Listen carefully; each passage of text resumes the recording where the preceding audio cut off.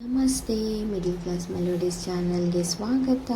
ಇಷ್ಟು ದಿನ ನೀವು ಕೇಳ್ತಾ ಇದ್ದಿದ್ದ ವಾಯ್ಸ್ ಬಂದು ನನ್ನದೇ. ನನ್ನ ಈ ಪುಟ್ಟ ಪ್ರಯತ್ನ ನಿಮ್ಮೆಲ್ರಿಗೂ ಇಷ್ಟ ಆಗಿದ್ರೆ ಲೈಕ್ ಮಾಡಿ, ಸಬ್ಸ್ಕ್ರೈಬ್ ಮಾಡಿ, ಶೇರ್ ಮಾಡಿ. Thank you.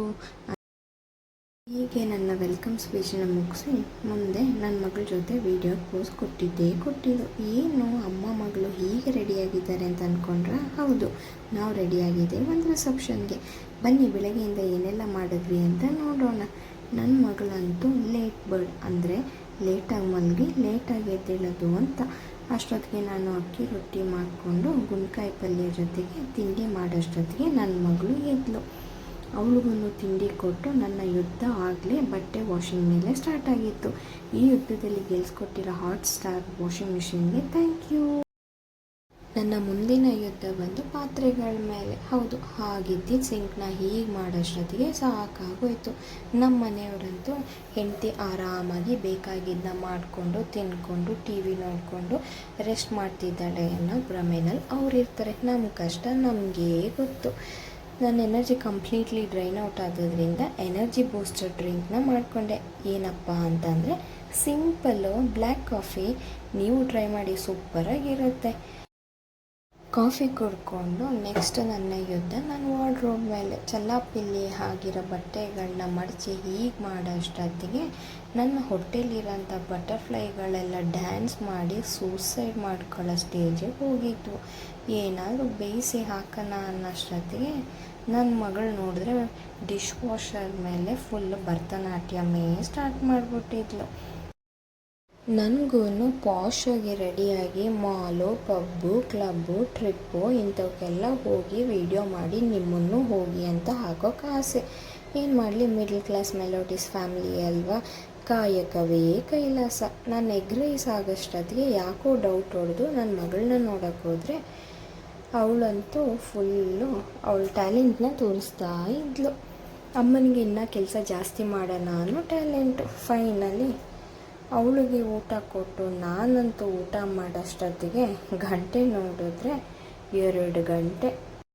ಏನೇ ಆಗಲಿ, ನೀವೇನಾದರೂ ವರ್ಕಿಂಗ್ ವಿಮೆನ್ ಆಗಿದ್ದರೆ ವೀಕೆಂಡ್ ಕೆಲಸ ವೀಕೆಂಡಲ್ಲೇ ಮುಗಿದ್ರೆ ಮನ್ಸಿಗೆ ನೆಮ್ಮದಿ. ಇಲ್ಲಾಂದರೆ ವಾರ ಇಡೀ ಆ ಕೆಲಸ ಆಗಿಲ್ಲ, ಈ ಕೆಲಸ ಆಗಿಲ್ಲ ಅಂತ ವರ್ಕ್ ಪ್ರೆಷರ್ ಜೊತೆಗೆ ಈ ಪ್ರೆಷರು ತಲೆಯಲ್ಲಿ ಡ್ಯಾನ್ಸ್ ಹೊಡೆಯುತ್ತೆ.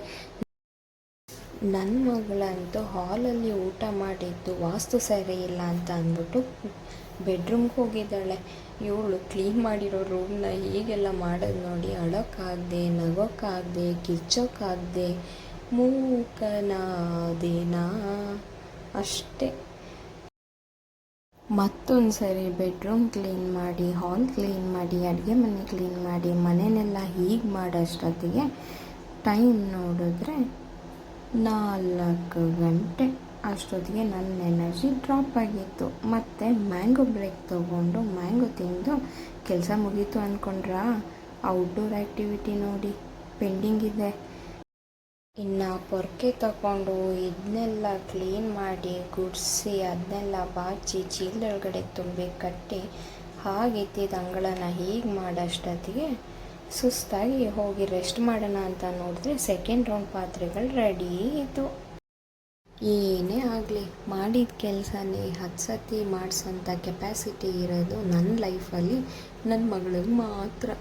ಏನು ಮಾಡೋದು, ಫೈನಲಿ ಎಲ್ಲ ಕೆಲಸಗಳನ್ನ ಮುಗಿಸಿ ಎಷ್ಟು ಕೆಲಸ ಮಾಡಿದ್ರೂ ಮನಸ್ಸಿಗೆ ತೃಪ್ತಿ ಸಿಕ್ಕದೆ ದೇವ್ರ ಪೂಜೆ ಮಾಡಿದಾಗ ಫೈನಲಿ ದೇವ್ರಿಗೊಂದು ನಮಸ್ಕಾರ ಹಾಕಿ ನನ್ನ ಮಗಳನ್ನ ರೆಡಿ ಮಾಡಿ ನಾನು ರೆಡಿಯಾಗಿ ನಾವು ಛತ್ರಕ್ಕೆ ಹೋಗಿ ತಲುಪೋಷ್ಟೊತ್ತಿಗೆ ವೆಲ್ಕಮ್ ಮಾಡ್ತಿರೋಂಥ ಗಣಮಾಮನ ಮುಂದೆ ಸೆಲ್ಫಿ. ಫ್ರೆಂಡ್ಸ್ ಎಲ್ಲರೂ ಸೆಲ್ಫಿಗಳೆಲ್ಲ ತೊಗೊಂಡು ಮದುವೆನೆಲ್ಲ ಎಂಜಾಯ್ ಮಾಡಿಕೊಂಡು ಸುಮಾರಷ್ಟು ಸೆಲ್ಫಿ ಸ್ಪಾಟ್ಗಳು ಇದ್ದವು. ಬಟ್ ಟೈಮ್ ಆಗಲಿಲ್ಲ. ನನ್ನ ಮಗಳಂತೂ ಓಡಾಡ್ತಿದ್ಲು. ಛತ್ರ ಎಲ್ಲ ಮೂಲೆನೂ ಛತ್ರದಲ್ಲಿ ಕವರ್ ಮಾಡಿದ್ದಾಳೆ ಇವಳಂತೂ.